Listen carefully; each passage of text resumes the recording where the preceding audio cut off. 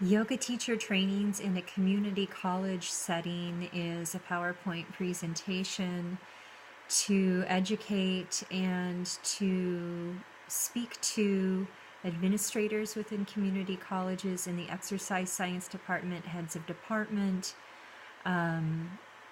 chairs, etc., about introducing yoga teacher training programs, what that means within an exercise science setting, what the ethical and moral issues are with regards to cultural appropriation, its psycho-spiritual background, and how to overcome any hurdles in a state-funded school in the K through 16 level.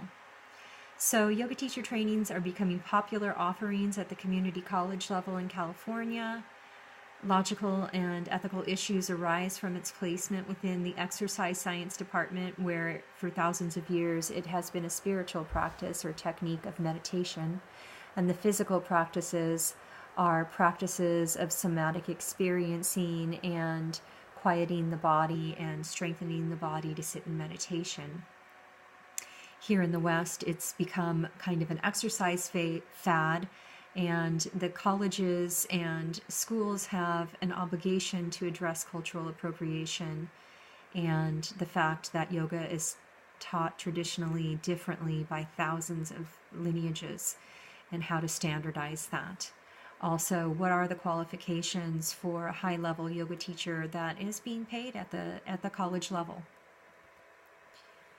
Yoga philosophy in action. I move from a perspective of yoga philosophy, and that's how I deliver course content and teach. So as I teach yoga at the college level, I'm not teaching it as a spiritual teacher. I'm teaching it as an academic.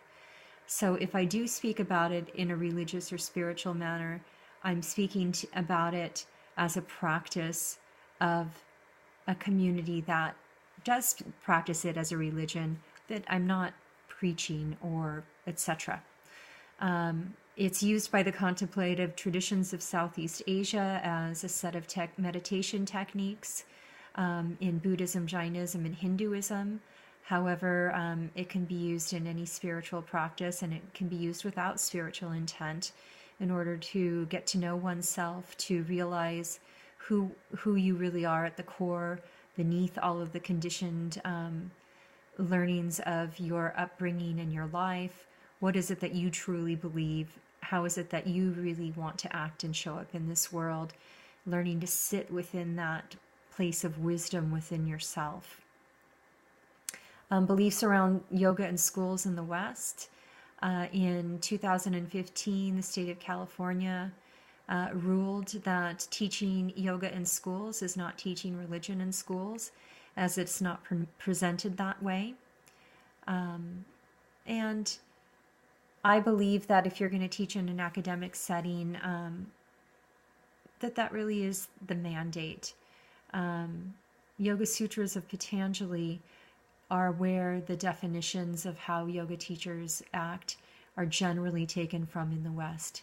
They talk about the yamas and the niyamas, which are non-harming, truthfulness, non-stealing, personal restraint, non-covetousness, purity, contentment, self-discipline, self-reflection, and contemplation on a higher power.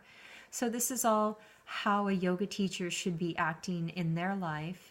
And then when they go out to teach, they teach in a manner that's non-harming and truthful.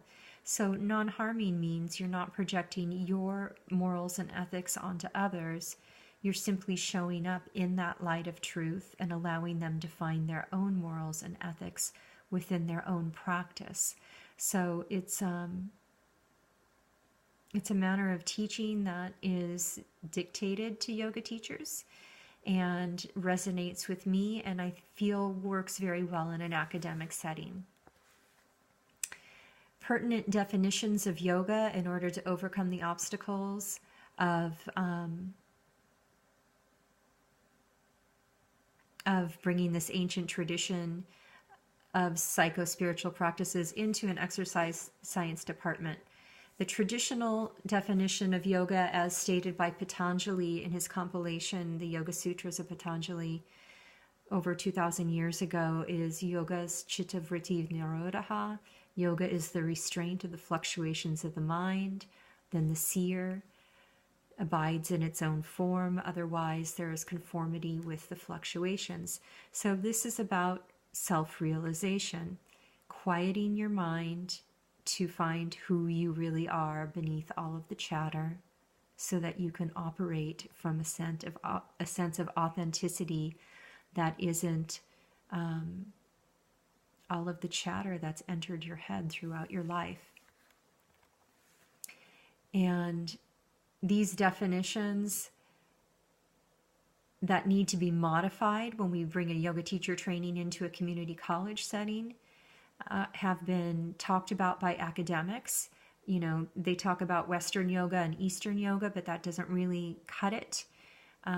Demichelis, in her academic dissertation, has defined modern postural yoga, modern meditative yoga, as coming from this psychosomatic tradition of yoga that's not so religiously based. It's really about inner sensing the body, inner sensing the mind, getting rid of all of kind of those churning movements in the mind, stilling the mind and body to reduce stress, to flow with what is in your life.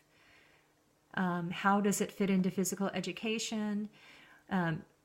Modern yoga, postural yoga, will include yoga postures at the community college level, flowing yoga or vinyasa yoga, breath exercises, pranayama, quiets the mind, draws it into the body for that somatic experiencing, dhyana or mindfulness meditation.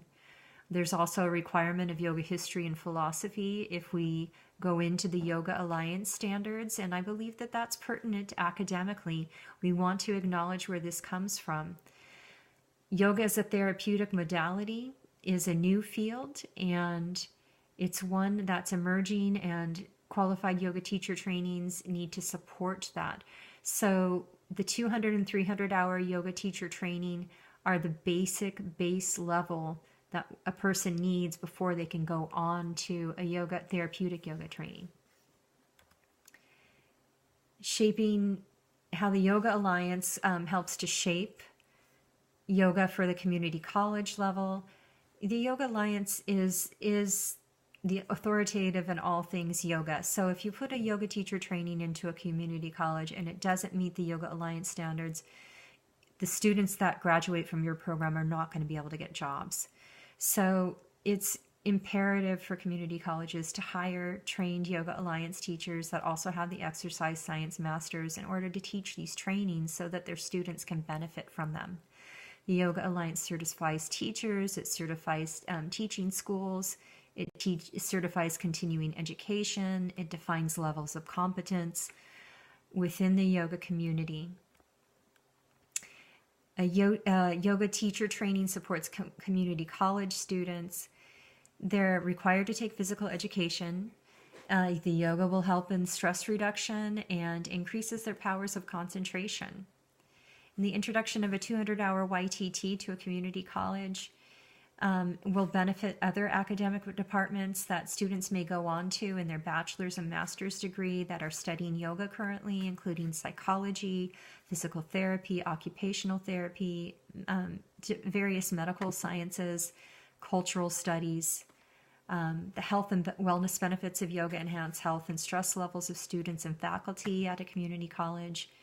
And also various professions gain CEUs or continuing education units through doing yoga teacher training. So we may see return of students that are nurses and occupational therapists and have gone on to become doctors to get CEUs through these trainings.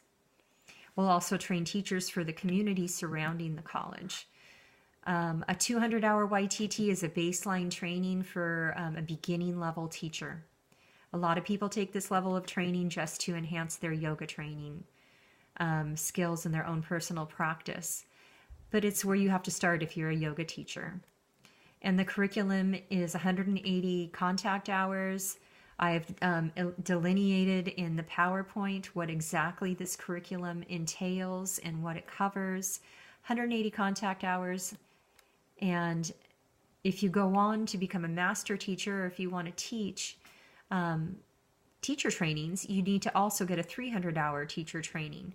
So once a 200-hour is up and running at a community college, then you can begin to think about offering this higher level training that that brings teachers to the level of being able to train other teachers, which is what you want at a community college, and that's what you want at a university level college. There shouldn't be yoga teachers at this level that don't have a 500 ERYT in the Yoga Alliance, which is 2,000 hours of experience and 500 hours of training.